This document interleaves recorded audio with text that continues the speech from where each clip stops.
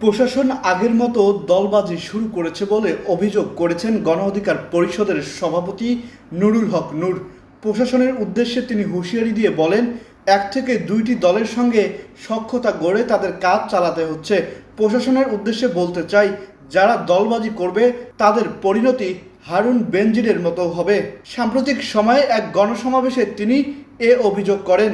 নূর বলেন, গণ অভ্যুত্থানের ৮ মাসেও গণহত্যার বিচার ও গণহত্যাকারীদের গ্রেফতারে দৃশ্যমান অগ্রগতি দেখা যাচ্ছে না।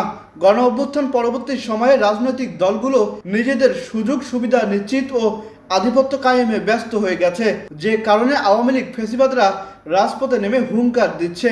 জুলাই বিপ্লবের পর দলগুলো নিজেদের সমীকরণ মেলাতে ব্যস্ত হয়ে পড়েছে, যে কারণেই অভ্যুত্থানের ৮ মাস পার হলেও নিরীহ ছাত্র জনতার ওপর যারা হামলা চালিয়েছে, গুলি চালিয়েছে, তাদের বিচার করা সম্ভব হয়ে ওঠেনি। আহসান সাকিব, আকাশ জমিন, নিউজ ডেস্ক।